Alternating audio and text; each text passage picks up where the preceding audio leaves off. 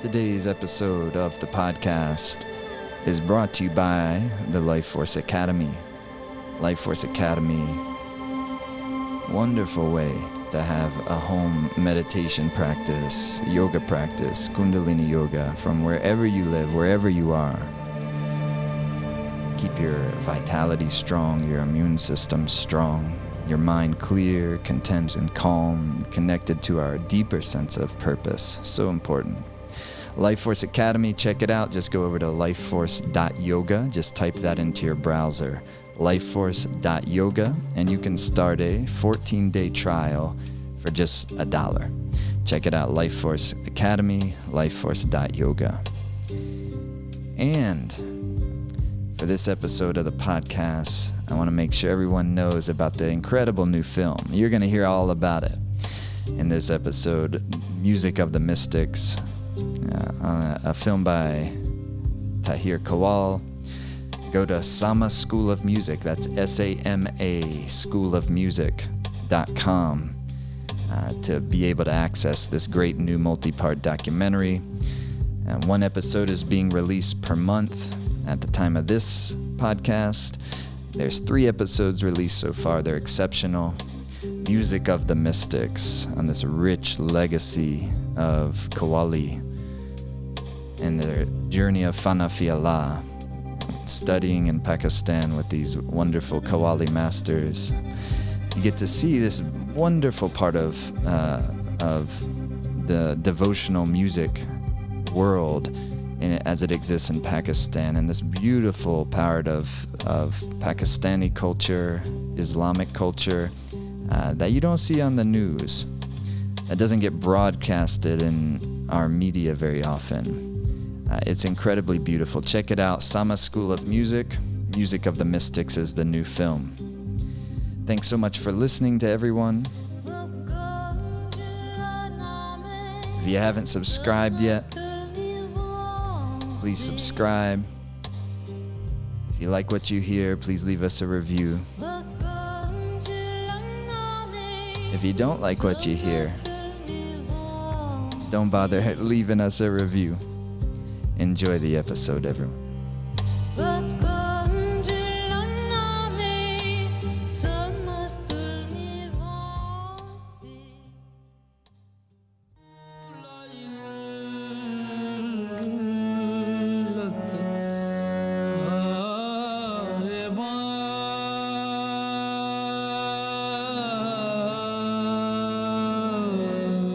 We have talked about the Qawwali also. We have talked about the history of the Qawwali also. But we often miss to discuss who Qawwal really is. Qawwal himself is a seeker.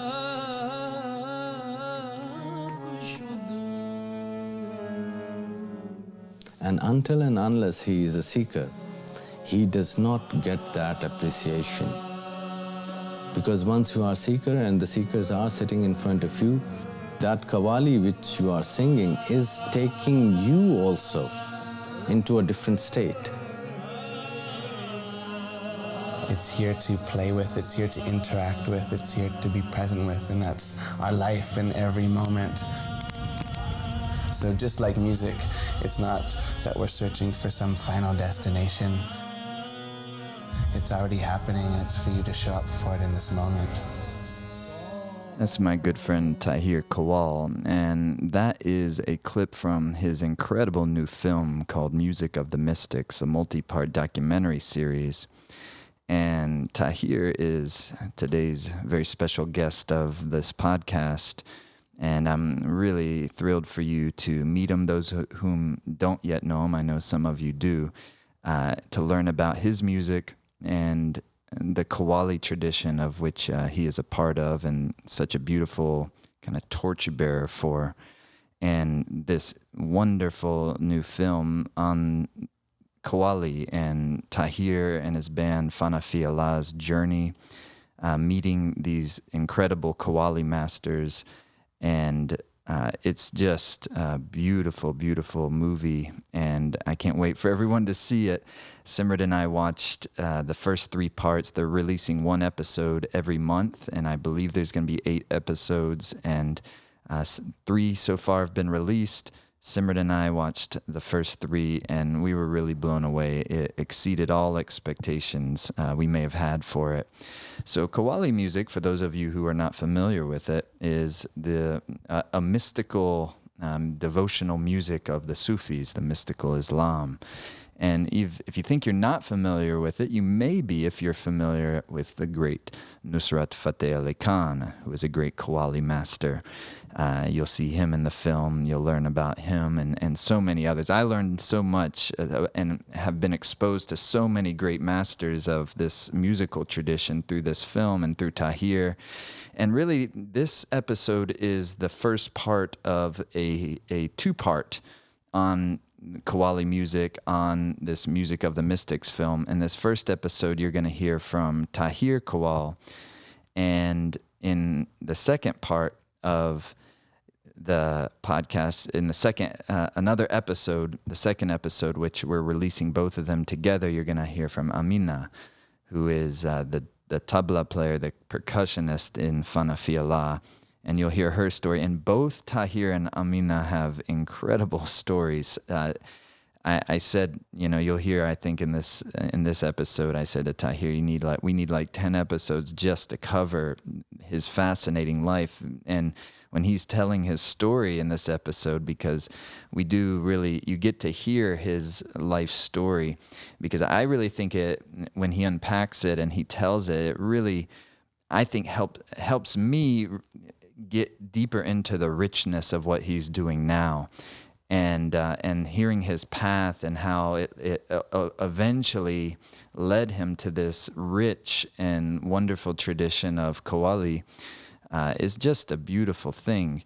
And Tahir really represents, I think, what this podcast is all about, and what our intention was for it from the beginning, was that to talk to people who's for the vast majority of their life have concentrated their life's force in a relatively singular direction, and then to experience the goodness and of what comes out of that when one embarks on such a path, particularly in a devotional fashion.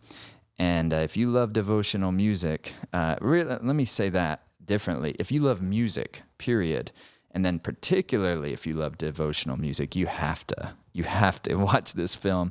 So that was just a little clip I played, and you'll hear a little more from it during the interview. And also in the second part, I really encourage you to listen to both of these episodes, Tahir, and then the next one is Amina. And I encourage you to check out their website, samaschoolofmusic.com. That's SAMA, Sama School of Music. That's where you can both see the film, and you can also, if you have interest in taking the path of this style of music for yourself, they have a whole online school that's really beautiful and incredible. Simrat's taken vocal lessons with Tahir in the past. He's an incredible vocalist, trained in classical Indian systems, and he's exceptional musician, a beautiful brother. He destroys on the harmonium. He's I think the best. Well, at least in this particular style of harmonium playing, I've never heard anyone quite like him, except maybe some of the other gentlemen in the film. So thanks so much for tuning in to this, and I think you're really going to enjoy it. Both of these two were some of my favorite, and they're old friends of mine. We've known each other for a while, and we all travel so much. All of us, both, Fana Fi Allah, their band, and definitely check them out on Spotify or wherever you get your music, actually, or YouTube. They have a large following. They tour all over the world. And they play to large audiences. Fana Fi Allah is Tahir's and Amina's Qawwali group, and the whole band is made up of good friends of ours. Actually, we all have spent a great deal of time in Nevada City community in Northern California, where we currently live. However, between their travels and my travels and Simrit's travels, we don't get to see each other too much for the last several years. But when we do, it's always wonderful, and it was a real pleasure to talk to Tahir. He's currently in Bali with his family during this coronavirus pandemic time, and so we chatted over Zoom, and I really enjoyed this conversation. So at the end of this episode, I'll play one of a recording from Fana Fiala, so you can hear a full record from Fana Fiala at the end of the episode here. Thanks so much for listening, everyone, and enjoy. Well, thanks for coming on the podcast, man. Pleasure. It's good to see you. Yeah, good to see you too. It's been too long. I know. I was just thinking I was trying to remember how long I've known you at this point. It's a while. I know I've known you since before my son was born, and he's about to turn 15. Oh, wow. So it's been a while.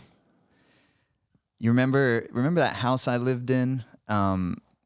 This was probably when I first moved here. So we had just met, and you came, and it was Fana Fiala, and you did a concert in that house. It was, remember, a big house with a big balcony and big room.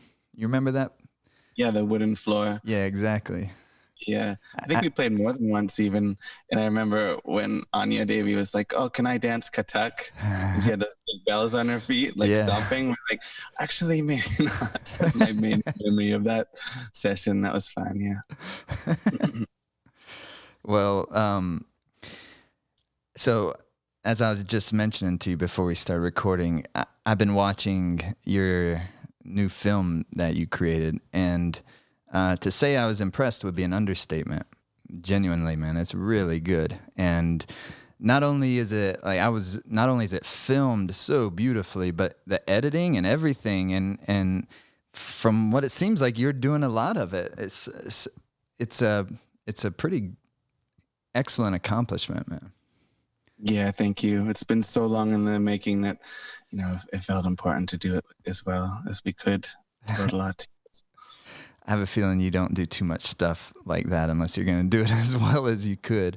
It's I know you'll probably be real modest about this, but I know your caliber in terms of your sense of artistry and so forth, and your talent musically. But when watching this, like some of my favorite parts are watching you, Amana, Pascal, everyone, Andre, the whole crew, in the presence of these great Qawwali masters, and just seeing how you interact, and maybe interact's not the right word, but how just the vibes in there, and seeing this film has given me even a greater appreciation for what you do and what you all do with Fana Fiala, and kind of understanding the more of the cultural legacy in addition to the musical legacy, in addition to the spiritual legacy. I knew a little more of this, to whatever I can, of the spiritual legacy, some, and the musical legacy a little bit. I'm learning a lot more from the film, but to see see it in Pakistan, and to see what, like, in their like rooms and in the temples and all that, to me, it just brought it to life in a new way. Yeah. I imagine that's probably what happened to you when you went to, so like, when was your first trip to, and I want to actually back up to more of your life, because you got a pretty wild life. But when was the first time you went to Pakistan? That was 2003. 2003. Yeah. Well, let's backtrack a little bit, because you grew up you were born in Canada, yeah? Nova Scotia? Yeah, that's right. And you referenced this in, I don't remember, it's like maybe part 2 of maybe part 1 or part 2 of the documentary, but you mentioned you left home to start traveling. You were 16, is that true? Yeah, I left for India when I was 16. So give us some more, like what led to that? What was your briefly, what was your life like growing up in Nova Scotia? And then what led to, all right, 16, you go to travel and you end up in India living as like a yogi in the Himalayas and in caves. So what was the Nova Scotia part like? Yeah, it's a long story. I mean, we try to cover it in episode 1 there with some of the archival media and all that to feel it. But yeah, I just never quite connected with my birth culture growing up. And I had a really tough relationship with my father, so avoided being at home much. So like my social skills and family connection wasn't very strong, honestly. And so I was really taking a lot of time on my own, and I think that tuned me into just my own path and my own interests, less colored by my family and my friends and all that. I mean, naturally, I think we're all very influenced by the people we're around, what's cool and what's not, and being encouraged or discouraged from things. But so because of that kind of history of growing up like that, I felt a really strong connection to nature and connection to being finding a spiritual path. And so in my like 14 and 15, I was already studying Sanskrit and the Upanishads and yoga. And while you were still in Canada? Yeah, because of not being able to be at home much, I had a cave there on a lake. It was actually really? by the Gurdwara, not far from the Gurdwara. Oh, cool. Yeah, and so So were you exposed to like Gurbani Kirtan there via the Sikhs near where you lived? Yeah, every Sunday I'd go to the Gurdwara, and that was my first guru, Harjit Sean Singh, and he was my tabla teacher for 2 years. Oh, really? I didn't know that. Yeah, he was the main Ragi at the Gurdwara, and so I learned a lot about Eastern culture from him. And then from the two Hindu temples I was going to, I was taking Sanskrit classes, like private ones before dawn, with the two Brahmins, the two priests from the temple, for a couple of years also in that time. I see. So there was some culture around you, other than your birth culture. Yeah, I was squeezing out whatever I could, but honestly, very involved in like just being a bit of a bookworm and reading a lot of scriptures constantly, day in and day out. Cool. So then do you go right to India? Is that like the first place you're wanting to get to? Yeah, I wanted to leave the world as a sannyasi, as a renunciate. I was completely set on that. So you had like learned about that concept like while you're studying and like that, and you're like, that's me. Yeah, I totally relate to. I read a lot of scriptures, even like, Sufi and Zen and the Dhammapada and all that kind of stuff, Gurbani. And when I hit the Upanishads and, the Hatha Yoga, Pradipika, and the Brahma Sutras, Sri Shankaracharya, all that Advaita stuff based around sannyas, I was like, yeah, this is it. You were right. That is you still, really. Don't you? I mean, when I'm around you, I'm not talking about like from some sort of like, punditry level, but just the vibe I get around you. I mean that in a very beautiful sense. It's like a sannyasin. Like, yeah, that's a sannyasin. Yeah, man. Yeah, so the story goes, and when I hit that wisdom, I just was eating it up like crazy and studying the Sanskrit for a couple of years already. I was reading it in Sanskrit and learning, and it's a time of being able to receive a lot when you're still young like that. Yeah. Now I'm trying to learn Urdu and Nastaliq and Arabic and all that. It's so hard. Yeah. Wait, how many languages are you speaking right now? Like what are you fluent in? Just Urdu, Punjabi, Hindi, English, French.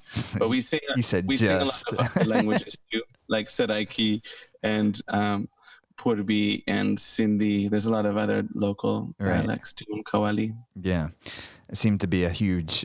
The fact that you can converse with your teachers and the culture in Pakistan and India in their native languages.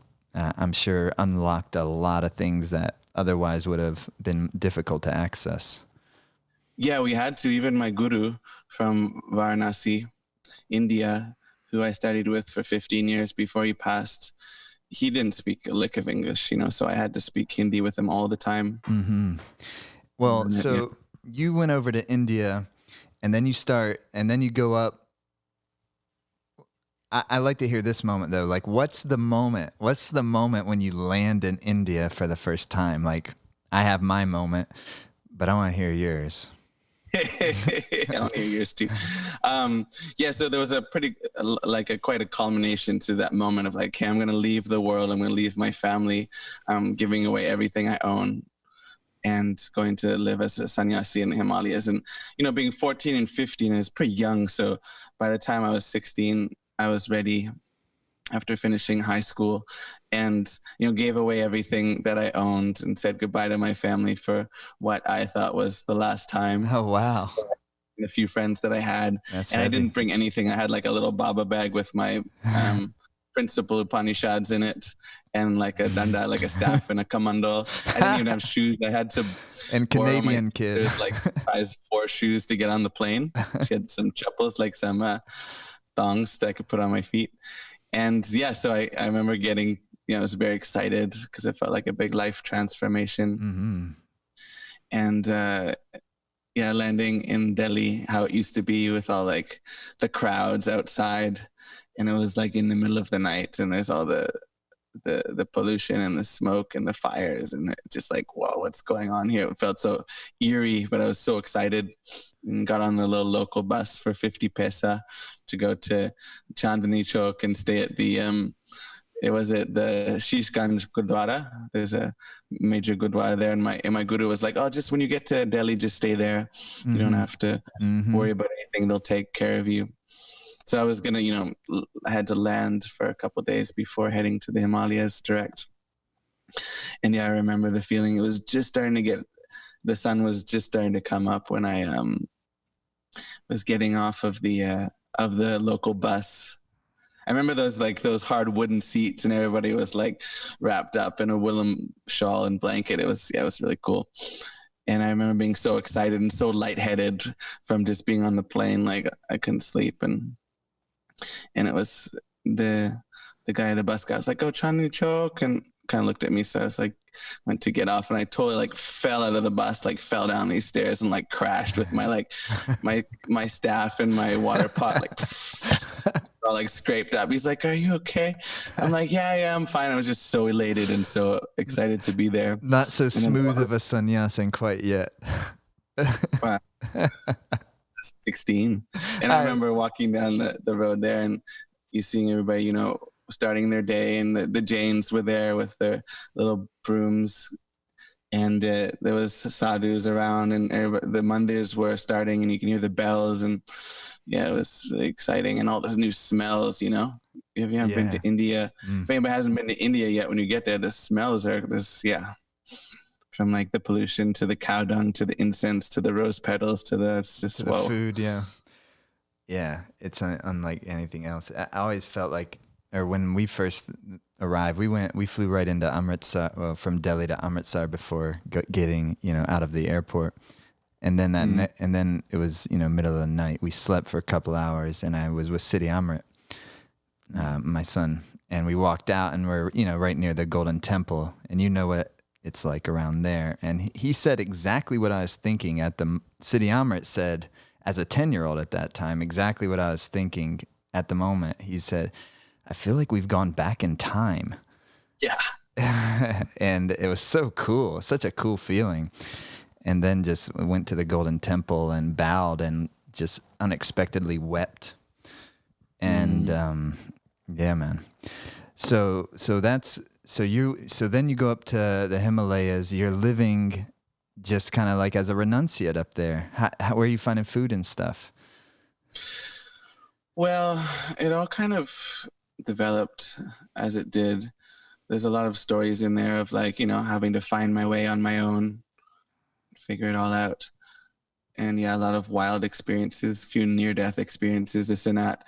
But basically I just felt this call to keep like walking north. So I, took the bus to Hardwar, and from there just started like following the Ganga, and ended up like following it for 3 months, and just walking through like little villages.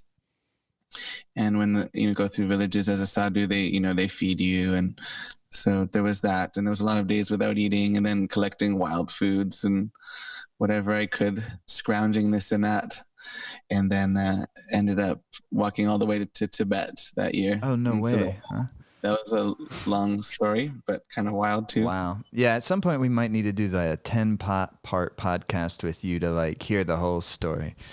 But what was Tibet like? What was that like, walking to Tibet?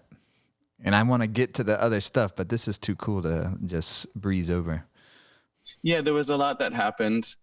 There was just this constant kind of like, as a youth, like this such a strong enthusiasm, this striving that can only be really in that kind of phase in one's life. Right. Such a vigor to learn and to explore and to realize. And, I always hoped I'd find like my spiritual guru at that time to guide me, and met like a lot of different hermits like way out there in the mountains, and different kutiyas, like little huts far away that I go on little pilgrimages along my way to connect with, and some really amazing people there, but nobody that was like, okay, this feels like my guru. And so I just kept going north, and it was like north was like the higher and higher and further. And the last on this route from the Ganga, the last like place is Badrinath, like the main pilgrim center. It's like a really beautiful temple there, very old. And then from there you get to this little village called Bana, which is like a desolate village that the original Tibetan refugees was like their first place when they were coming over the border. And then that's like the oldest route into Tibet. So I took that, and then there was a bunch of soldiers that stopped me, and they had a little checkpoint, and they're like, oh, Babaji, namaste, you can't like go up past there. It's been closed for 70 years or 60 years or something. Wow. And I was like, oh, no worries. They're like, oh, but have some chai. So I was sitting at their little checkpoint having chai, and on their desk, there's like a glass plate, and under there was this topographical map of the area. And I've been using all these little janky like pilgrims maps, so off scale. And I was like, oh my God, this is awesome. So I was like drinking my chai and following the conversation, and like just studying the map as best I can, and memorizing like where all the passes and glaciers were. And so afterwards, I went back like a few kilometers and crossed around Nilkant, one of the really big mountains there, and basically found my way like over a glacier to get into Tibet. It took about a week. Are you by yourself? Yeah. No way, man. That's wild.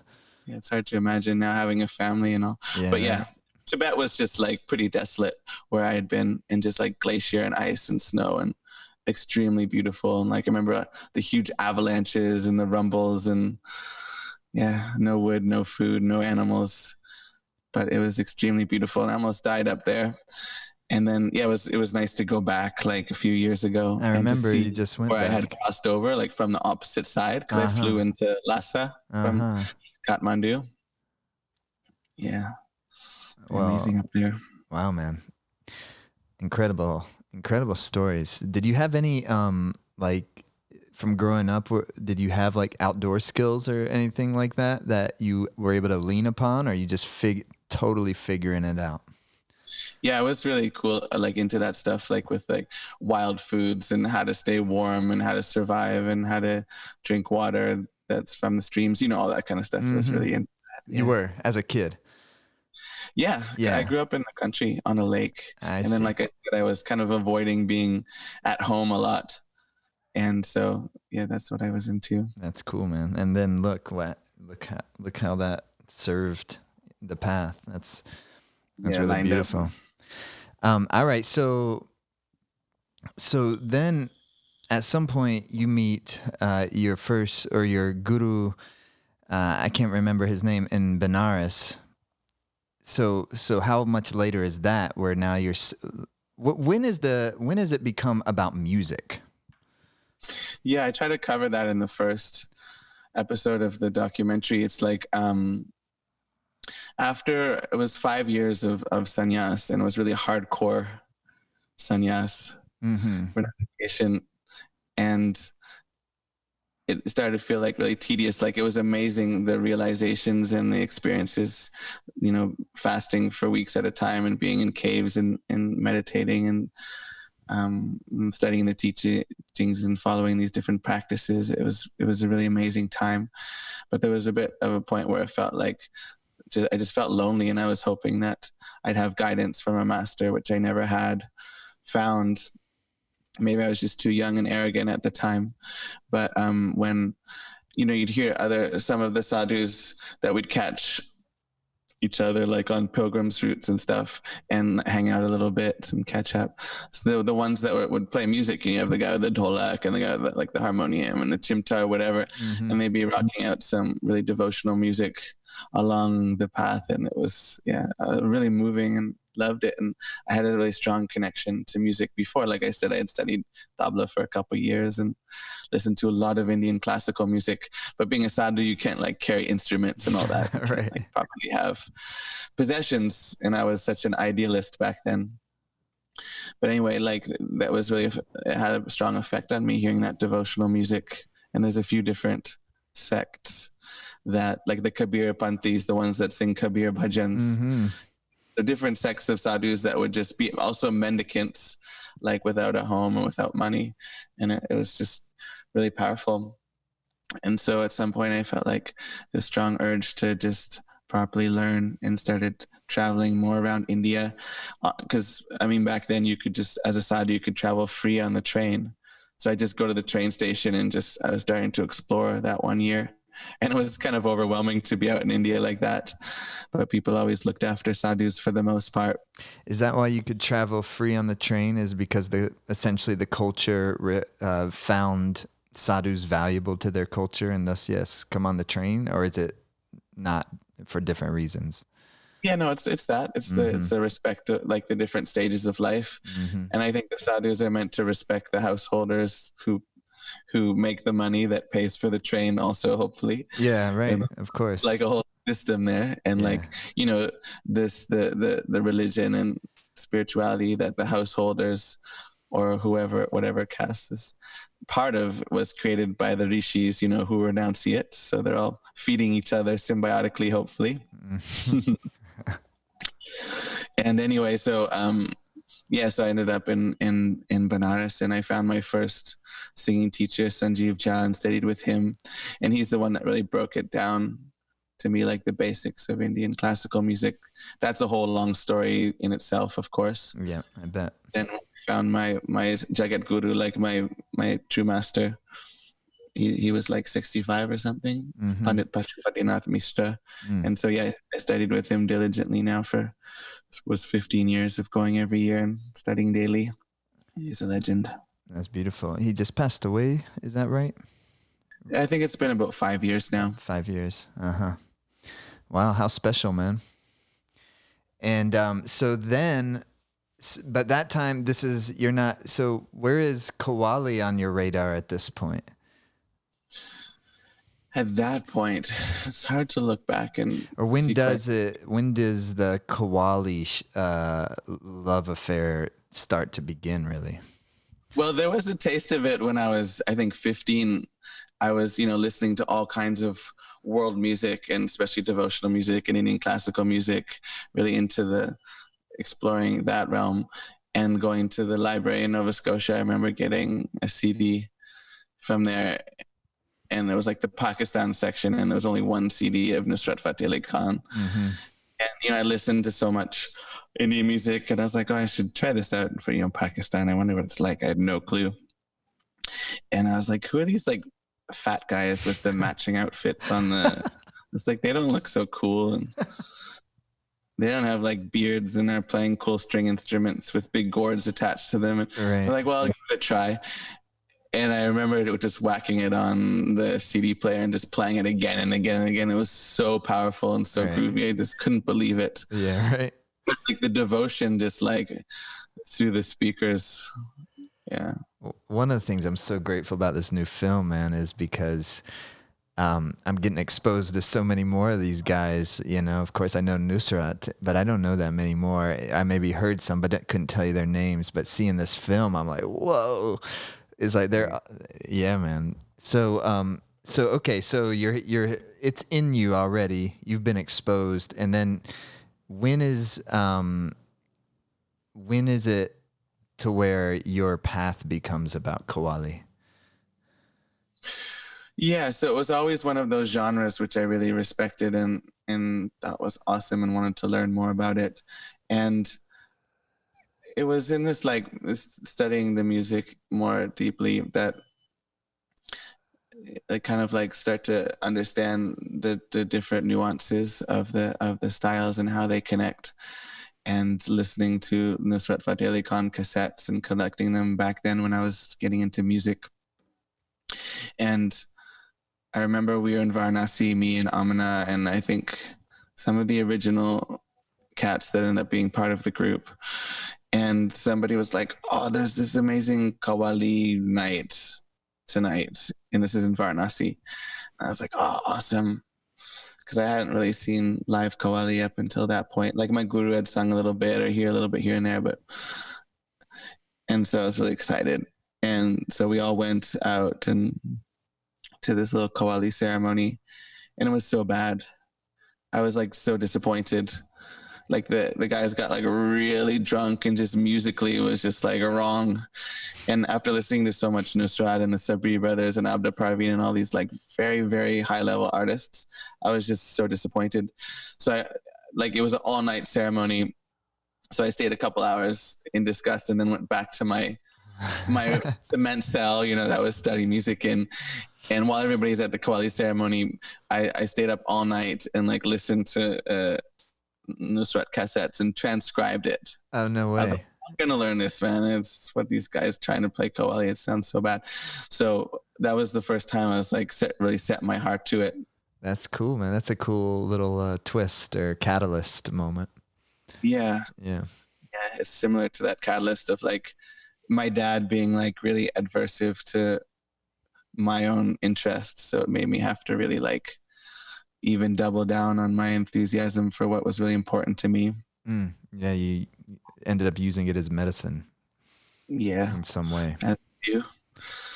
And anyway, so not long after that, we were like me and Amina and Deva and a bunch of the crew that were hanging out, learning music and living the life way before family days had time. And we were like, let's do a Qawwali group and just do it as an experiment. And we'll learn these 4 songs that, Tahir's been working on and figured out as a fun, like little Qawwali camp. So 3 days a week, we'll spend like a couple hours and go over the stuff and learn how to do it.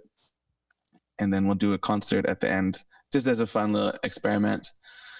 And because, there we're all kind of drifting aimlessly, like David just playing ukulele on the beach and, everybody's like, so to have a focus was really powerful. And I think everybody really, really appreciated that feeling of learning together and singing in devotion together. So who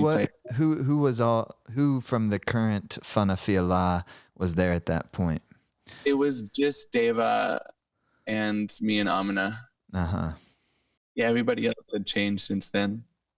But cool. you know some of the names that were there. Yeah. So the concert was just really amazing. People loved it, and we just loved the feeling of playing that music for people. And so we just never stopped. 20 years later, it's still going. Yeah, give thanks for that. That's cool. Y'all, you all are such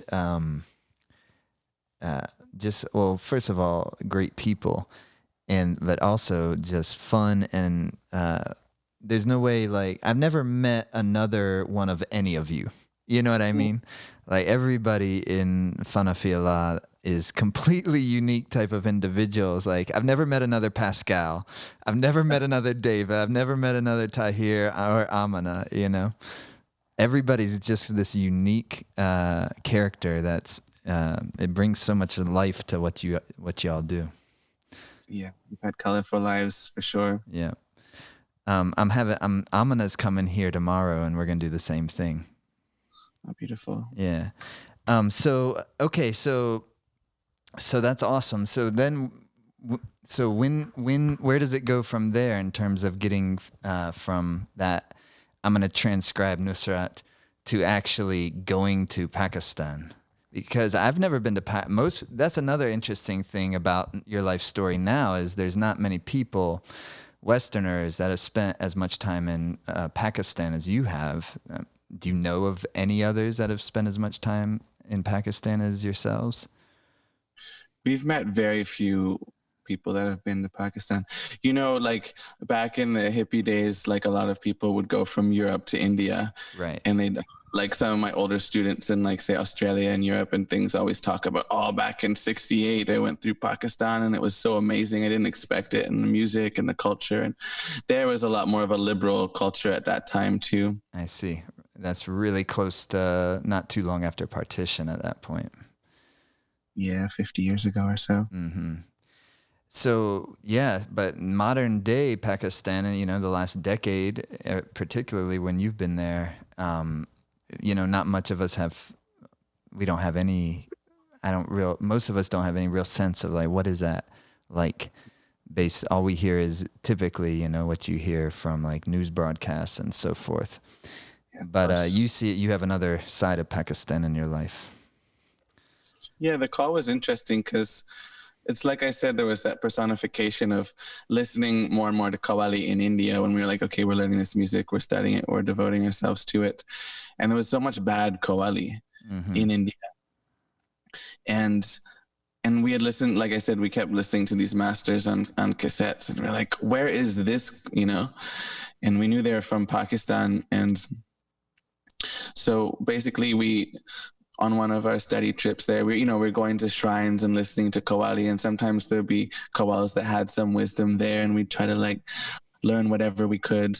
And Amina and I spent a lot of time living in Ajmer, which is like the main Sufi center in India, at the Dargah of Khwaja Muinuddin Chishti, like the founding saint of Sufism in the Indian subcontinent. And there's a big Qawwali culture, like it's happening day in, day out. And so we're listening to Qawwali, and any Qawwals that seemed like they had some wisdom, we'd like sit with them and I'd show them my transliterations, and they'd help and we'd help learn about it. And they're like, oh, you got to ask like the Sufi elders. So I remember going over a lot of the translations and transliterations and learning more about all the Qawwali pieces. I think we had about 25 or so already at that point that we were working on. And they were helping us learn and translate because, they were the educated ones that knew some English. And one of the Qawwalis that we were especially into, Dam Dam Karo Farid, and they were saying, oh, it's about this Baba Farid, this like Sufi Darvish. And I was like, oh, who is this? And we were so captivated by this character. And they're like, well, you can go to Pakistan and go to his Dargah, and there's like all of his followers and there's Qawwali there. We're like, hell yeah.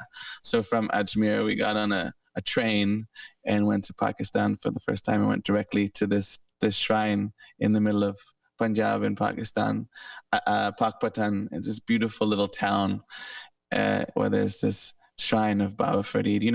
He's like, I don't know, that was like 778 years ago that he passed away. And so that's like the true center of like roots Qawwali culture. So me and Amina were just in the Punjab. Yeah, in the southern Punjab of Pakistan. And we're in Pakistan at this point. Southern Punjab of Pakistan. Gotcha. So we went to this town and we were just pissing our knickers because it was just like the quality of the music was just off the hook. And it was all day, all night, the groups. And so me and Amina were just, inhaling it. And so that was our first real big dose of like the Qawwali at that level. And there is some really high level Qawwalis in India, but just not so many because it's become such an unsupported, low caste kind of position for them. So it's hard to find ones that have really carried the lineage and been serious about it. Or there's, a lot of the families had to just, the lineage had to go to Pakistan during partition. So they had to migrate then. Yeah. Well, one of the things you say in the documentary is you say, and by the way, the interviews you got in this documentary, or the ones you used, you found some obviously people that not only did you find like superb musicians, but some of the people who are talking about Qawwali and Sufism in general are just so like well spoken and articulate and intelligent and sweet, and really just like all of that together to me is what makes this film like actually like superb. Yeah, thank you. Yeah, we're blessed. So what year is this? Like, what time period is this when you're going over? Oh, by the way, one thing I wanted to ask you, really for myself, is so how that where that shrine of Baba Farid is, and that what is the town called in Pakistan. And so how far is that from where Nanak, in relationship to where like Nanak's birthplace is? Yeah, it's close. Nankana Sahib. We toured there and got to sing Qawwali at his first Gurdwara. It's not far. Mm-hmm. It's not far. And, Baba Farid's, this master's teachings have been recorded in the Guru Granth Sahib because, back then they didn't have much of a written dialect. So it was all oral tradition. So most of his teachings and stories have survived because of the Gurus recording it like that. Yeah, that's so beautiful. It's so cool that those Baba Farid poetry is in the Guru Granth Sahib. Such a cool tradition. Just all of it together. So now, like, what time period are you in at this point? Like, how long ago is this? Well, there was like 3 years of me and Amna going to India and spending about 6 months and studying really hard, like learning classical. She was studying tabla, I was studying singing. And then it was this 2003 that we went from Ajmer, the center of Sufi culture in India, to Pakistan in 3 years. And when do you really meet your like principal or at least Qawwali teachers? When is that happening? We see in the film, you coming, you and Amina, everyone with Dildar Hussain, and then who is it the nephew of Nusrat? I don't remember the names, but who was there at that time? Who is that? That's Rahat Fateh Ali Khan, like Nusrat's nephew and successor. But it was an interesting experience because we were at this like the center of Qawwali in this little town at the shrine, and with the whole shrine culture where the dervishes were there and the babas, Sufi babas, and people coming in devotion, and it was a beautiful scene. And just hanging out with the different Qawwalis with the chai wala, very roots. There's no microphones. It's raw Qawwali culture. Mm-hmm. And we were there for about a month, just living there at the shrine, spending all day practicing and learning and being exposed to it. And then they were like, okay, the Qawwals were saying, okay, we got it. We're going to Data Sahib in Lahore, this other huge shrine, a center of Data Ganja Baksh Ali Hajweri, Rahmatullah Alayhi, who was one of the considered really the first Sufi master to come to India and really start that seed that germinated of Sufi teachings. And he wrote this amazing scripture, Kashif al-Majhub, and that was in Persian at the time, and I've read it several times. It's beautiful, and it really lays down kind of like the fundamentals of Sufism. It's very poetic, but it talks about the culture, that merging of Sufi culture and Indian culture way back 860 years ago. Anyway, so the Qawwals were saying, we're going to this other dargah, this other shrine, because it's the Urs. I'm like, what's the Urs? And they're like, Urs is like the annual death anniversary of the Sufi saint. And that's when there's this 5-day mela, like this celebration of this master's life. And we're like, okay. So we went up to Lahore, and it's like, a really big, crazy city, really daunting for somebody that's never been there.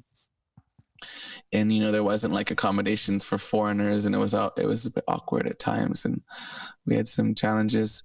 But we were in the pandal, like where the Qawwali happens at this shrine. And it was different because it was like big stage and microphones, but there was like, people going to trance and throwing money. And it's like the whole ceremony continues in a slightly different way. And we saw that like all the big Qawwalis that we've been listening to all these years were all there. Mm-hmm. And I'm like, oh my God, it's so and so. And they're like in the corner, just like sitting in like their whole 12-person crew looking really fat and big and intimidating, like about to go on and play. And are like so excited. And so we got to hear all these heavy hitters for the first time live. They all do pretty much all look intimidating. Like they got that, like they're heavyweights. Yeah, there's a certain intensity to Kawali, but they're very gentle and kind people for sure. Sensitive, artists. But there's a very like strong spirit behind it. Yeah, you find that in the Gurbani Kirtan Ragis in the Punjab, the same, different, a little different, but similar. That stoicness, and then the music happens. Yeah, it's fascinating. Anyway, so we saw all these grandmasters just slamming it there, and we were just going into trance and just loving it so much. And we met a couple of them there, just kind of sitting on the sidelines, getting ready to play. We were kind of shy and excited. We didn't know what it meant to like meet a master. We used to like, when somebody's like a superstar, you can't just go over and hang out with them. But, in that culture, you can. And I remember asking like one of the other like people that was connected. I was like, so how do you like meet one of these people? Like, I want to meet like so-and-so, like Sher Ali, Mer Ali, like saying some of the big names I'd been listening to for years with so much respect and reverence. Like, oh, yeah, they're just staying at this hotel, like across the street. It's called Pilot Hotel. They're all there. You can just go and say hi. We're like, what? So across the street, me and Amina, and there's a little like check-in area.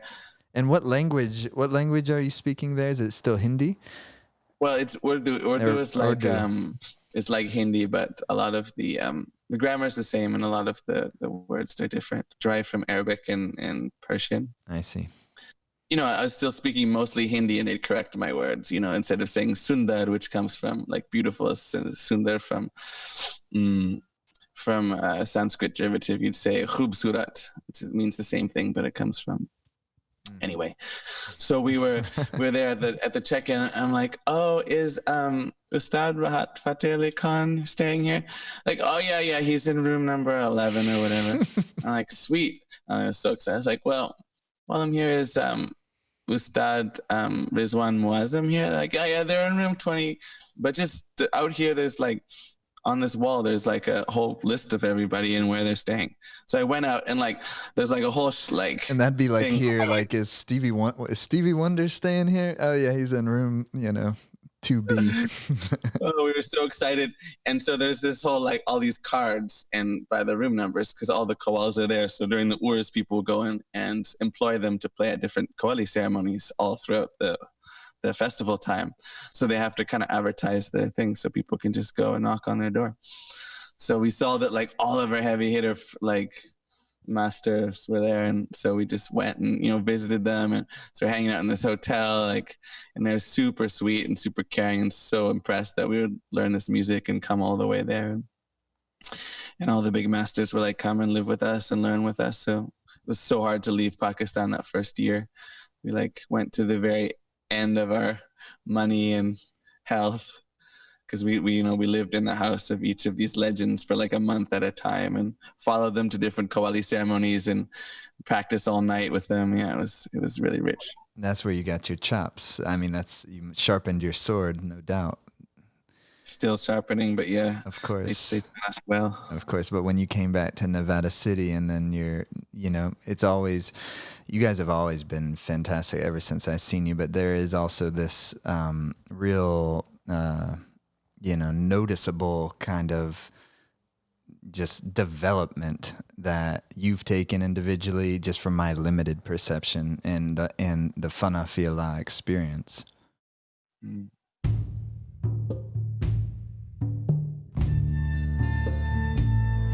We're just going to take a brief break from the conversation here. I want to tell you about a couple other episodes of this podcast I think you'll love. This podcast was launched in the fall of 2019, last year. I think we're about 20 episodes deep now. I've been really enjoying it. And if you're enjoying this episode, really, I think you'll enjoy any of the others, but a couple that jump out to me was really the first two episodes we released. That's with Cactus, aka Secret Agent 23 Skidoo, Grammy Award-winning hip-hop artist, kid-hop artist. And if you love a story, a great life story, mystical story of an artist, funny as can be, but a philosopher, he's a great person, and I could talk to him all day. That episode, that's a 2-part podcast, episode 1 and 2, Cactus, Magical versus Rational Thinking, is what that one's called. And also check out Leohu Rider, The Living Spirit of Aloha, is that episode 8. And she's such a beautiful woman, beautiful singer, musician, but medicine woman, all heart, pure aloha. Leohu Rider, such a beautiful person. And episode 6, Drupada, John McDonald, yogi astrologer. All of those, any of them, Oz Fritz, the Wizard of Sound, Grammy Award-winning sound engineer, and just really very mystic sound wizard, Oz Fritz. So just some of the other episodes. Also check out the Life Force Academy. Regardless if you've never even tried Kundalini Yoga, don't know what it is, or you have, maybe even a long-time practitioner, who knows, it'll meet you where you're at. If you want to have some sort of a exercise meditation system that you can do anytime you wish from wherever you are, guided, great music, fresh, not uptight or rigid or some sort of dogmatic thing, but something that's a good tool that might really help you. Good vitality, happiness training, vitality training. Life Force Academy, if you go to lifeforce.yoga, just type that in your browser, lifeforce.yoga. You can start a 14-day trial for just $1. All right, everyone. Thanks so much, and back to our conversation.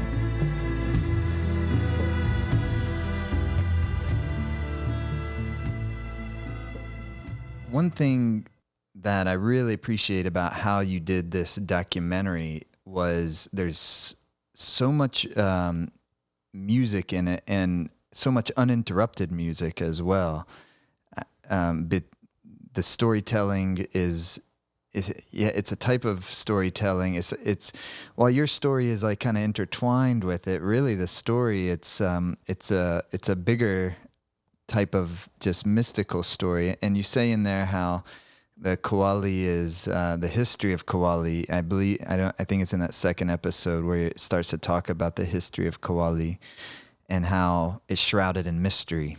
And while some things, it seems like there's lots that's not quite apparent where this all just kind of blossomed out of. Is that accurate? Yeah, it's fascinating in that way, since it's such an oral tradition, Right. A lot of the stuff in that part of the world, a lot of the great stuff is kind of like that. I like that about that, though. I like the mystery of it. Sometimes when the history gets told, I think it also has the, potential to turn it into also, or to give a perception of something it's actually not quite, when the history is a little too tight, perhaps. Yeah, well, that's the problem with that, Western culture, who has all the means to document and the enthusiasm to have books and film crews and all that. It always gets so oversimplified, just like how the British kind of just labeled it Hinduism, and then you talk to them, it's not one thing, it's so many different, how can it just be? It's likes to contract it into the most refined, accurate kind of generalization. And it's like that with a lot of documentaries. And luckily there hasn't been any major documentaries about Kawali, because we wanted to really give a source of education for it that's really comprehensive. Because a lot of, the BBC or whatever will be hey, we're going to Pakistan to make a documentary about Kawali, or PBS or HBO, and they have their budget, and they just go for a week and have and then it's just listed Kawali music dates back to Hazrat Amir Khusro from the year 1920, and it's just laid out as if it's something so simple. So we're trying to really bring out all the diverse qualities of it, and not even over define it. You're hearing different perspectives from different grandmasters whose wisdom of it is supreme, but then to feel it as something that's to be experienced and to be in wonder of also. So it's trying to present it not only of like 15 years of footage and a whole timeline of like masters, many of which unfortunately have passed away. It's like this, like, trying to open it up to like a much broader perspective.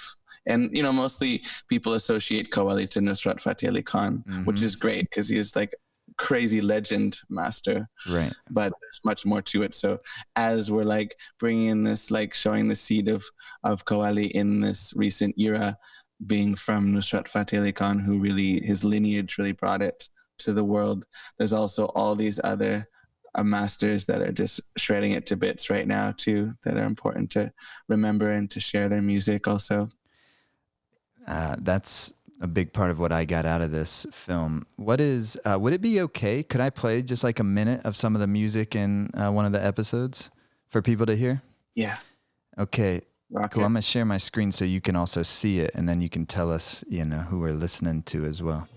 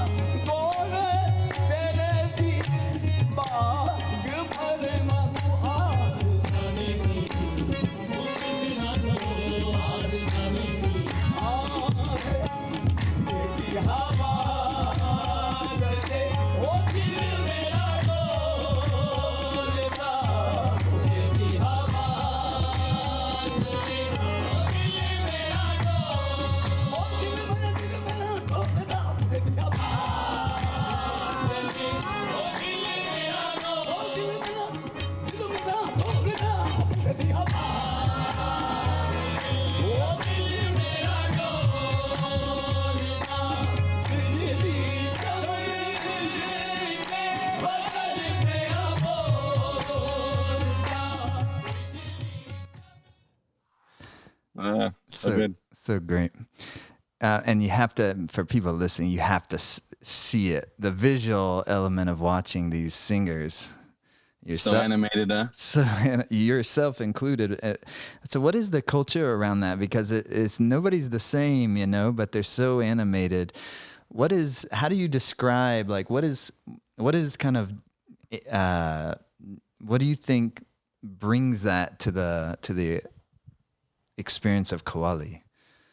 Well, there's something about Sufis that's just like very expressive. Like, I don't know if I'd call it dramatic, but it's like when in an act of like devotion or expressing something meaningful, there's this resolution behind it, like this resolve of expressing it with like your full being. And I think it's a cultural thing in the East too, but Sufis especially have that very overt expressiveness to it. And when it's like prayer and music like that, it's meant to come from your full sincerity. And so the message of Qawwali is delivered with a lot of that fervent kind of passionate devotion, and the way that the masters embody it with their body and deliver it with so much poignancy it's just something that's developed in the tradition. It's always like that, especially in Pakistan. You see like each group has their own like super moves and delivery style, and you feel like it's really being like a friend of mine said, what's unique about Qawwali is like, you hear a lot of Sufi music or whatever, and you hear, the poetry's like, oh, beloved, like I am longing for you and hoping that maybe, inshallah, if you want, come back to me. And he's like, in Qawwali, it's like you're like beating on the door of the beloved and you like kick it down. It's like this, like take no prisoners, like this very powerful, like fervent, like call for union. So it's expressed in that way. Oh, that's cool. That's a cool way of understanding it. The mood of the Qawwali, it's the ras, the mood. Yeah. Who was that we were just listening to? That was Ustad Javed Bakshi Salamat and his crew. He unfortunately passed away about a year ago. Oh, and his father was also a Qawwali master, yeah? Yeah, Ustad Bakshi Salamat, who is my Dada Ustad, like my grand Ustad, his father is. Yeah, it seemed like from seeing the end of the film, there's a significant amount of these masters that have passed away since filming, no? Yeah, unfortunately so, yeah. Well, you could have it would have been easy enough not to film all this and have all this documented, but I'm sure happy you did. I'm sure that was a ton of work. In fact, I was talking to Aki earlier today, who I know has been at least went on one trip with you over there and did some of the filming for this. And he was telling me how much work it was. Yeah, he did some amazing filming, him and Mark both. You did a trip to Pakistan that was sponsored by the U.S. Embassy? Yeah, we did 2 peace tours hosted by the consulate in Islamabad, the U.S. consulate. We did also a peace tour in 2006, which was our own kind of project. But basically in Pakpatan, in that village I was saying, the center of Qawwali, we were going back every year to perform Qawwali at the Urs at that shrine, which is really like the biggest Qawwali ceremony in the solar system. And so we became kind of like just part of the woodwork there. We're like a known Qawwali group performing there. And I don't know, I think it was like in the year 2000 or 2010 maybe, we were having chai and this one Pakistani guy came up and said, "Oh, Assalamu alaikum, I'm the cultural attaché for the consulate, the US Consulate General in Islamabad, and I really liked your music." And I'm like, "Yeah, cool, whatever." And he's like, don't forget me, because one day I'm telling you, we're gonna like host like a whole where the US government's gonna host like a whole tour across Pakistan, a peace tour. And I'm like, that sounds like such a great idea, and just totally forgot about it. And then he contacted me in 2012. And so it took a whole year to actually arrange it and put it together, and the government grants and all that. It was very complex. But then, in 2013, we had our first peace tour there, and some of the group weren't able to get their visas for Pakistan. So it was just me and Amina and Pascal, and then a bunch of her teacher's crew. So we had like a masala party. We called it like a mix. And then the next year we did it again, and we're able to bring the whole group. And we toured basically all over. It was crazy because we'd have like 2 or 3 events a day for I think 20 some days, 25 days, 28 days. And we traveled the whole breadth of the country. And we were playing in like consulates, and we were playing in like orphanages and colleges and shrines and concerts, like you name it, we did it those years. It was nuts. It was a great opportunity. One of the clauses I had in that when we were accepted was like, okay, we'll play in all these consulates and concerts and do all this charity stuff, but we also want to play at all these like important shrines. Yeah. Because there was a few that we didn't have permission. It was hard to get permission to go to some of these areas. And so they arranged it, because the government. So I kind of capitalized on that. It was a little opportunistic considering they were making us work so hard. So we got to play in a lot of those like really special shrines and being hosted really beautifully. Did you feel safe? Do you feel safe when you're in Pakistan traveling around like that? As a Westerner? Do people even look at you as you have, your dreadlocks huge. You don't look like the average Westerner, that's for sure. But how is it for you over there? Well, I think I blend in pretty well. Like I, wear the local dress, speak the local language, all that. And, the further you get in that direction, there's more light-skinned people too. So a lot of times I get took for like a Kashmiri or a Pashto or somebody that's like from northern regions. Right, I bet. But you know, like, I mean, I've always been a bit of like the fearless leader kind of attitude in Amana also. And there were times, you know, when there was bombings and assassinations when we were there and or right about to go, and the group would get really concerned, and then our parents sometimes, or their parents. Yeah, there's always been things, but I don't know. I've always felt really dear to that culture, and people are so kind and so overtly pleasant and sweet that, yeah, I don't know. I think Aman and I, especially since we were received into Pakistan with that such a kind and generous energy, that's the association stayed there. And you know, there's experiences like when we had to tour in southern Pakistan with the consulate, they had like an armed convoy, and it's like, you know, a jeep in front, jeep behind with these big, like, I don't know, what do you call those, like Tommy guns, like stuff from the movie Predator, like on top of it, like this gigantic freaking cannon looking thing. Oh shit, huh? But we were just like, oh, whatever. And I like with a big shotgun, like in our tour of us, like just kind of like hanging out there. We became friends with them after and cracked them up and everything. But like I remember too, That's like a when we good got in the window. convoy and we flew into Multan and started heading south. That's a great window into what you, for people that don't know you, into y'all, you and your crew, is you describing that whole scene, and then you being like, and we were just kind of like, whatever.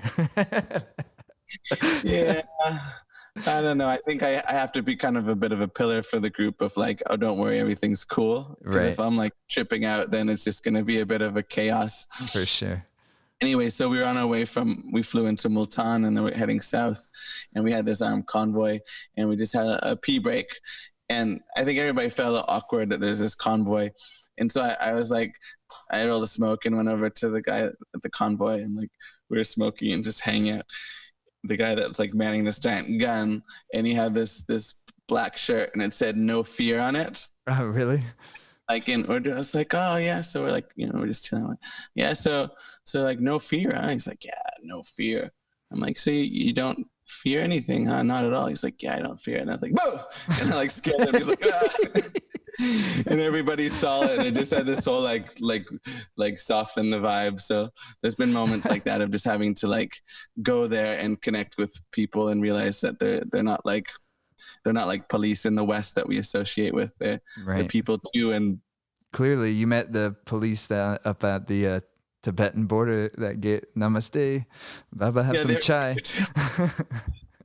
Not that they're all like that, but also like that most famous video that Aki and Mark filmed, the Shahbaz Calendar, that's got like 8 million views now, at this little shrine under this tree in Islamabad. Like literally like a few meters away from that, there was this gigantic, like also one of those huge like machine gun things propped on a vehicle, and somebody just kind of standing there manning it. And I'm like, oh, let's do a little video under this tree. It's so beautiful. It's such a good vibe. And then we were like setting up, my group was like, what about this giant gun? And it just feels really odd. So I like just went up and started chatting with them, and yeah, they're really sweet. But there is that association, and it's very divided because from my experience, like people of Pakistan are very kind, very loving. You know, the guys like hug and cry. It's a lot more like emotionally out in the open. Mm-hmm. But there's like, you know, this like kind of like invading quality of this fundamentalism that's, you know, much more recent, that Islamic kind of like terrorism and fundamentalism that's very, very rare, but like, you know, it gets brought into that world. But, you know, Pakistan and India, like Sufism and Islam came through the Sufis. They came through music and this poetry of divine love. That's what Islam was birthed into. You know, you can't force somebody to like take on a certain belief system or religion. So it's like people's hearts were like wooed. So the land and the people really have that. So this kind of Islam that's very like black and white and offensive to, you know, women and other cultures or non-believers and all that, it's really not in the kind of essential history and heart of the people. So you feel that and know that when you're there. Yeah, that's so crucial for all of us to understand. That's one of the things I really appreciate about you all, just being here, doing the work you're doing, you know, gift being able to like give us that nice, beautiful transmission of the Sufi heart and the heart of Islam. Yeah, thanks. So yeah, the shots in this film are really stunning. And I know I keep going on and on about it, but that's how I feel. Simran and I watched it. We started watching it like a couple weeks ago, and the first 3 episodes are out at the time that you and I are talking. And once a month, you're releasing an episode? Yeah, 8 episodes. It's going to be like 4 or 5 hours total. That's great. It'll when we're done, I'm sure I'll feel like it's too short. I'll be like, you might not. It took you a long time to put this together, and I know, but yeah, it's stunning. Like, to be able to hear it is one thing, but I just want to really encourage people to watch it. To see it adds a whole nother dimension. To see it in Pakistan with these great masters, and then the whole culture around them. And then last night, or a couple nights ago, Simran and I watched the 3rd episode, which, among other things, tells Amina's story. Yeah. And that was really moving, too. There's been a couple different times I've been brought to tears watching this film. And, so tell us a little, and Amina's going to be coming on the podcast, and I want to release both of these at the same time, actually. But from your perspective, like what was that like for you and experiencing, or could you tell us a little bit? Amina plays percussion tabla in Fanafiala, and but can you give people a little bit of like cultural context around that and what she's like kind of coming into? Yeah, it's a fascinating story. So Qawwali is a bit of like a guys club kind of thing. Mm-hmm. It's kind of designed for men's constitutions. It's kind of like, football or whatever in that culture where, men do it, men are interested in it. Maybe there's a very small, fraction of women that watch football and drink Budweiser or whatever culture is associated to football. But it's kind of like that, although very different because it's like a spiritual, devotional music that's evolved more than 1,000 years now. So it's very, dignified and respected.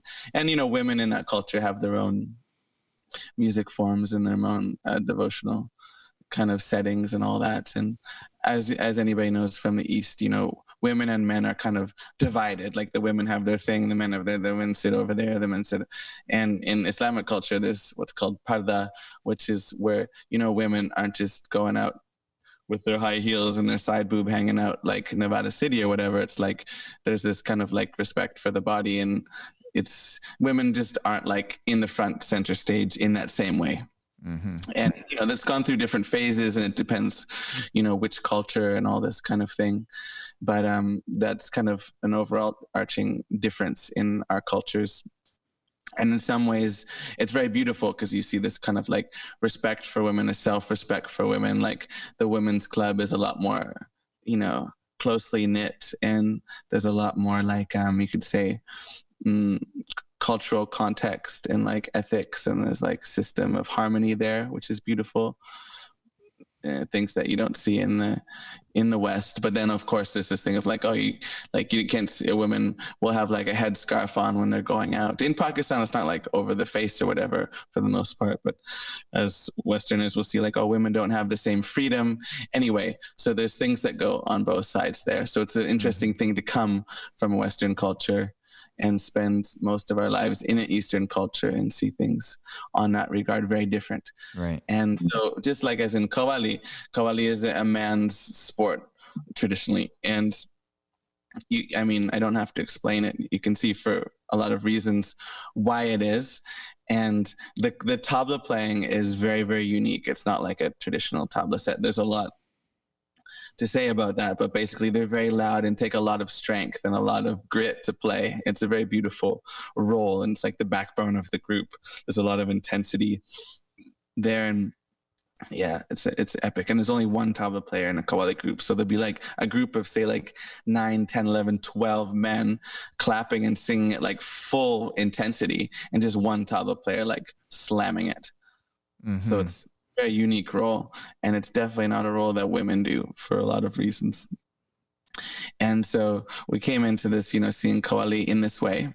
And, we've listened to a lot of women in the Sufi tradition too from that culture, and it's just different.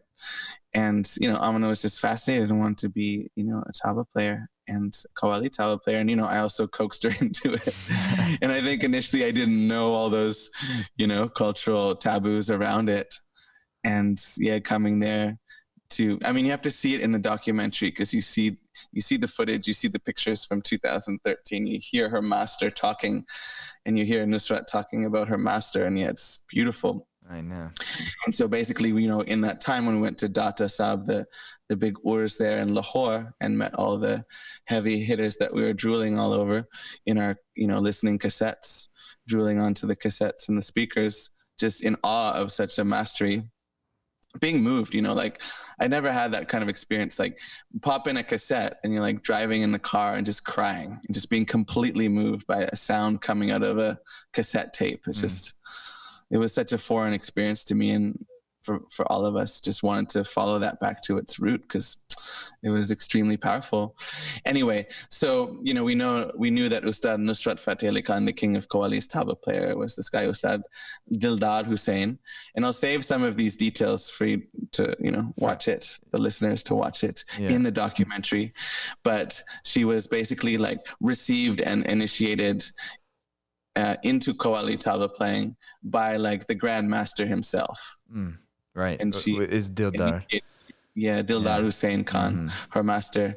And so he tells the story in the film of how we were strange at first and he didn't quite get it, and then felt the sincerity, and the storyline ties it together in a way where you can see that it's just a big deal. Yeah. And then she was actually given permission as the first woman to be performing in these major Qawwali shrines and festivals, and like under the spotlight of millions of people, nationwide, national TV and all that stuff. So it was a big deal. Really, national TV. I didn't realize that part of it too. Yeah, that really comes across that it was a big deal, but not necessarily like, it was on TV. Obviously, it comes across like it was spiritually a big deal, emotionally a big deal in the film. And you did the editing, or some of the editing on the film. What role did you play in the creation of the film itself? Oh my God, I have my toes in every element of that film. Right. I mean, first of all, there's like 15 years of documentation, which I've been, carrying and organizing and planning for all this time, which is one of the biggest elements there. It's like 20 some terabytes of footage. A lot of stuff, just filmed on old little DV cameras back in those early years. And those paid off. They every kind of freaking kind of footage and format you could imagine is in there. I saw some stuff from Nevada City back probably, 15, 16, 17, 18 years ago. I was like, whoa, I remember that place. I hadn't. Yeah. Yeah, so that was really important because it gives that span of time and that sense of growth. I guess in a film, usually you have somebody acting and you have like another character that looks like them 15 years before, staging it, but nothing is staged in this film. It's all just like compiled from real experiences that we were part of, that we were like, oh my gosh, we have to share this. This is incredible, right? Yeah. And so there's a lot of elements there. And, we've had many different times of film crews coming and people filming for us that we've made arrangements with in different ways. But a lot of the best footage is the year that Aki and Mark came and brought their nice gear, and there's like cranes and drones and sliders and multicam this and that. And then a couple years after that, Adrian Onega came and he had his big a Dragon camera. So it's filmed in Red Dragon, which is like a 4K. And yeah, he did some amazing footage that year too, and quite skilled. And so they've also put in energy to editing. It was like I was editing it before, and it just became like a bigger and bigger thing because the next big tour would happen with the next amazing footage with better quality equipment. And so it's just become a bigger and bigger thing. So hence it's like a documentary series now. And so I've had to do a lot of the editing, and my partner does the coloring and some of the editing, and I've had to do, all the audio and denoising, and all those tracks are ones I've produced. I mean, there's a lot in there. The sound engineering, it was really, we've been watching it on our home system. Nice. And great, like good Bose, good subwoofer, and the bass rumbles. It sounds great. Everything, the musical. Watching this is a musical experience. That's really, I think, really important part of it, obviously, but even more so than I think most documentaries about musicians. Because you'll just let that ride, and that's what I'm. One of the things after even the first episode, that's really dope that they did it that way, where we can really hear, at length. Yeah, that's how I've designed it, like an art movie in that way, because there's so much people can talk about, and we've tried to like gently and very carefully space it, so you have a lot of time to drop in to your own feeling of what this is versus somebody just telling you what it is. Mm-hmm. I have one little more piece that we'll play at some point, and I also want folks to hear your music. And we'll make sure everything's in the episode description where people can just click on it. But tell people, how do they watch the documentary? Well, it's a unique thing because, for one thing, everybody wants any kind of art to be free right now. Mm-hmm. I don't know how that happened in our culture. Yeah. But music is pretty much free. Artists don't get paid on Spotify and YouTube and all that. It's like nothing. So it's like everybody expects like, oh, this movie that you spent 20 years and like all the money you ever had to produce and like risked your life, and I'll just throw it on YouTube for free. I don't know where that comes from, but and also we've decided not to have it on Netflix and Amazon because it's like that same format where the artist gets like such a tiny percentage of it, right? Unless you're in a small percentage of, I know some people get paid huge amounts of money from Netflix, but that's a very small percentage of people, right? If you have a big budget behind you, the rich get richer kind of thing. Or if you're like Dave Chappelle or something like that, yeah. And well produced, of course. Yeah. But so we were just tired of kind of feeling like cornered into that kind of way of doing things. Mm-hmm. I don't know how it works for somebody that wants to release like an album. Like there seems to be no way of actually even paying back a cost of making an album these days. But so we decided, okay, well, we had started the music school, the Sama School of Music, been teaching for a lot of years. And on there, we created the harmonium mastery course and the vocal course and the vocal artistry, like a very, advanced online system of learning. Classical Indian music, kirtan, devotion music, all this. And one day I just had I was like, oh my gosh, we should release the film as a series on the school. That way we can have complete control over it and we don't have to be scrounging with these other, Walmart type businesses that just like corner the market. It's not that expensive. How much is it? It's like $29 or something for the whole thing? Yeah, for life access. It's like 5 hours of content, and there's I think about 4 hours of bonus content on there. Yeah, we put the rental option on there too to make it just cheap for people. Oh, really?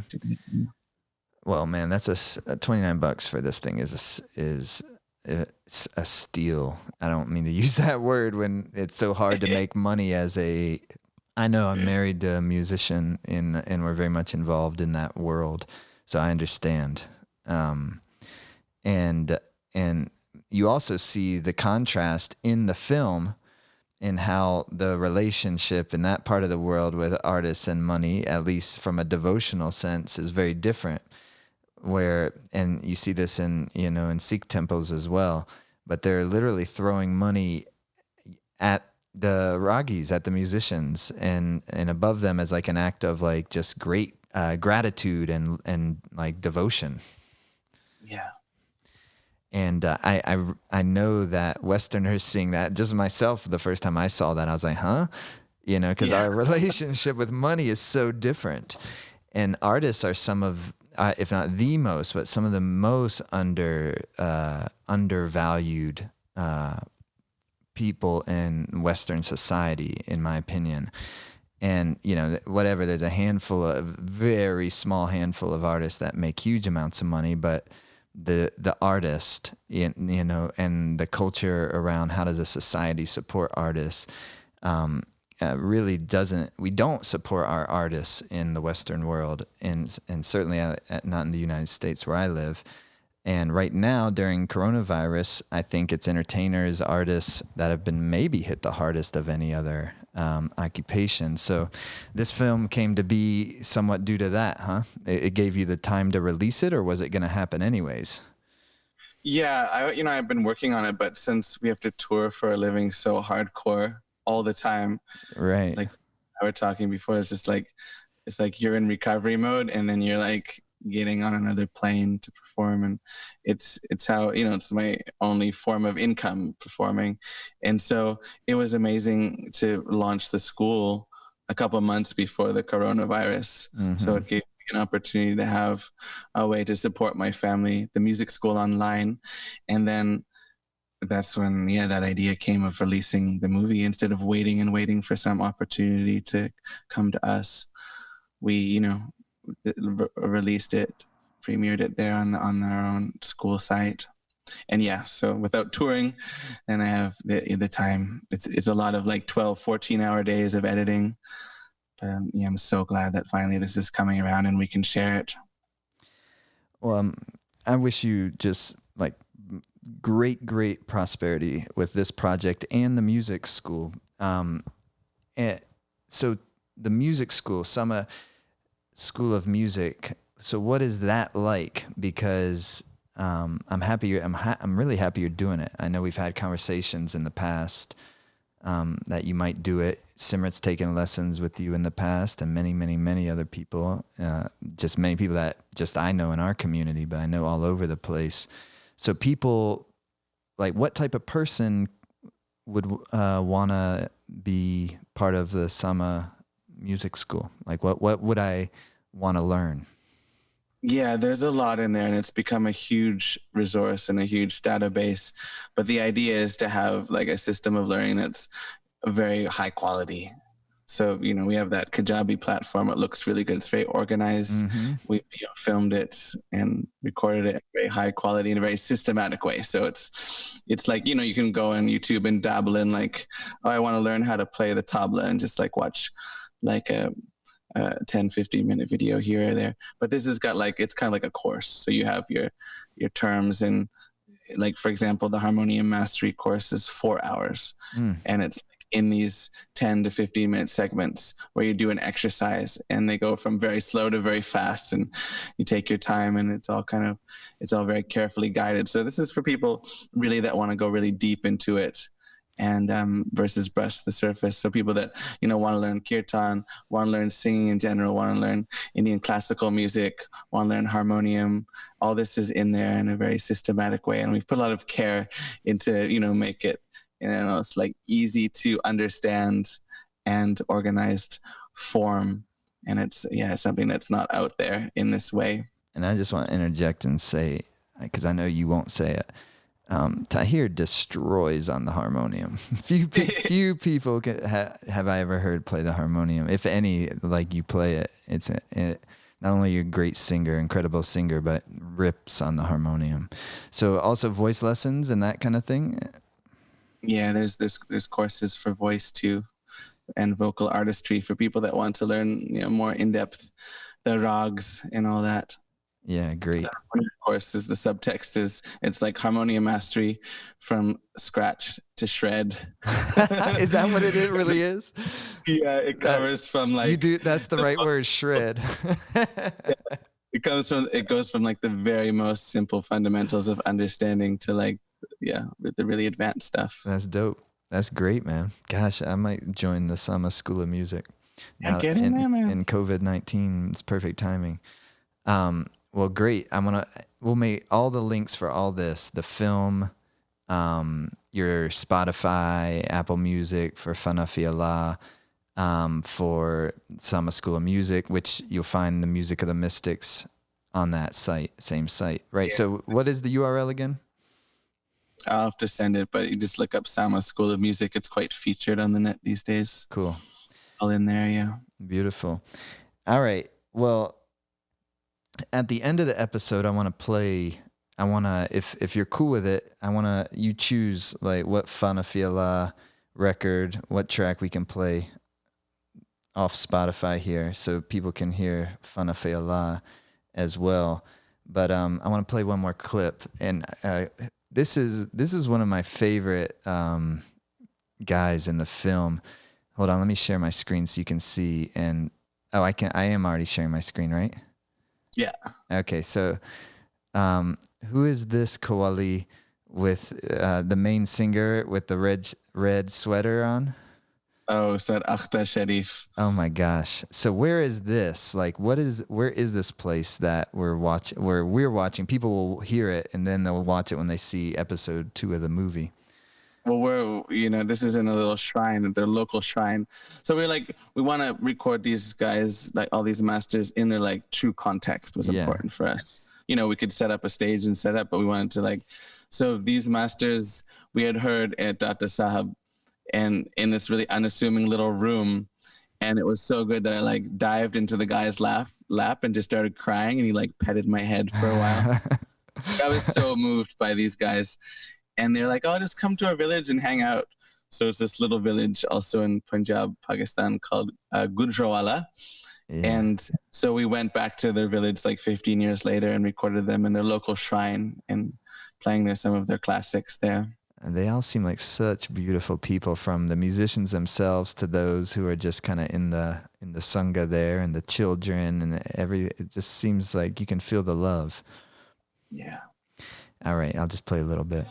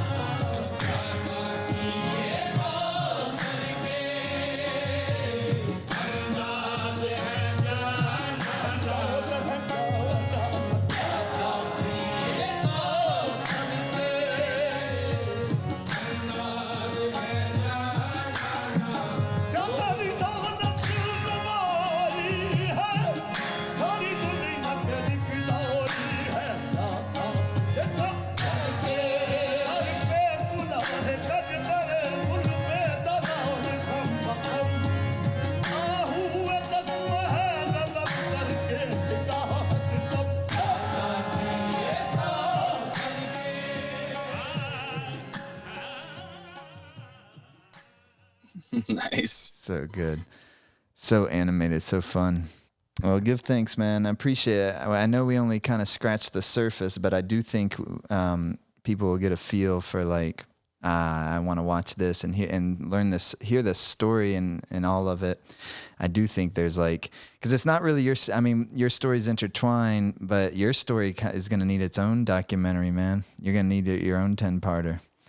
Well, we're taking people with us to the tradition. So our unique kind of through our eyes and through our crazy and charismatic journey, we're kind of luring people deeper into that experience is the idea. Yeah, I love it. I think it's just perfect. Thank you. Because you got a lot more chapters left. Yeah. All right, brother. Appreciate it very much. Oh, so I'm going to play to end the episode. I would like if you would, if you're cool with it, to play Fanafiala for people. Can you give me one? What do you recommend? On Spotify? Yeah, on Spotify. If you look up Fanafiala, one of our most recent albums is that one that's pink and purple. I'm there. That's the one that we recorded in Chris Martin's studio in Malibu, so it sounds quite good. You can pop on anything from there. Okay, good. First track? Yeah. Give us the Chris Martin story. Can you share that with us? He heard you somewhere and became a big fan? Yeah, I'm not too connected to popular music culture. Uh-huh. My sister is in LA, and she's a hip hop dancer and music artist, so she's really that's what Aki told me. Yeah. What's popular. Uh-huh. I'm still listening to music from the 40s and 50s. I haven't gotten past there much. And so we were playing a big concert in LA 5 years ago or so, And, you know, when you play in LA, I guess people are always hoping there'll be some like wealthy, fancy, famous person that comes to their event. I don't know. I find that culture so annoying. Everybody's like begging for the next like break, you know? Yeah. But anyway, we were doing our thing, and it was like, it became like quite a mosh pit, like it is, you know, when people start dancing and like it gets really crazy and people are throwing money. And is it like a lot of Punjabi community there, or because when actually hosted by a Punjabi, but it was mostly Westerners, like maybe 60%. At the Skirball Center. Anyway, at halftime, like the host said, he was like, "Oh my gosh, that guy that was like dancing really crazy in the front, that was like Chris Martin." Oh, really? I'm like, cool, who's Chris Martin? And they're like, "Oh, it's this group Coldplay." I was like, "What's Coldplay?" And then our tune, who's pretty up on like stats and things, is like, Coldplay is like the most famous like music group in the world right now, in like several years running. I'm like, "Oh, cool." He like pulls out like his Google. He's like, "See, look, it's listed here." And yeah, so apparently he really liked the music and was going into trance, and called me a few days later, and I don't know, we just started a friendship. And he had been connected to Qawwali because in a hard time in his life, he broke up with his wife previously. He read a lot of Rumi, and so Rumi was like this kind of like heart medicine, as it's been for a lot of us. In hard times. And so we just developed a friendship, and we were in touch regularly. And he's had us do events and perform at his house, and you know, different kind of things like that. And he was really connected to this one master, Ustad Amjad Sabri, this Qawwal that was assassinated about 3 years ago, who's also featured in our film. And so at that show that he came to, we played our tribute to Amjad Sabri, which we were doing that whole year. And it's this short, like a 10-minute film that I had produced in memory of him, since we had filmed him so much. And he's such a beautiful, kind character. So I think he saw that in his connection to Amjad Sabri, and it felt like it was really important. That's amazing. And so he's become a supporter, an ally for you, for Fanafi'Allah. Yeah, in many ways, more of a friend than anything, and musical friend for sure. We've had nice jams together and this and that. Oh, that's great, man. That's beautiful. Well, I'm real happy I feel like this film's taken me a little deeper into Qawwali. And now, you know, I've been around you all here and there for many years, but the film kind of took me deeper inside it, to where now I'm at that point where it's like, okay, that guy, you know what I mean? Oh, and this one, and this master, and that master. And that's what was missing for me in terms of really getting to the next layer of appreciating it. And I have a sense it's going to do that for a lot of people watching this film. Yeah, we're trying to warm people up gently and gradually to these personalities, so that they can, their teachings can really hit home for people, because they are, like you said, very moving and very sincere, genuine bits of wisdom. I think you did a great job with that, man. Congratulations. Thank you. Yeah, really great. All right, brother. Many thanks, man. Yeah, thank you, JDSHOW.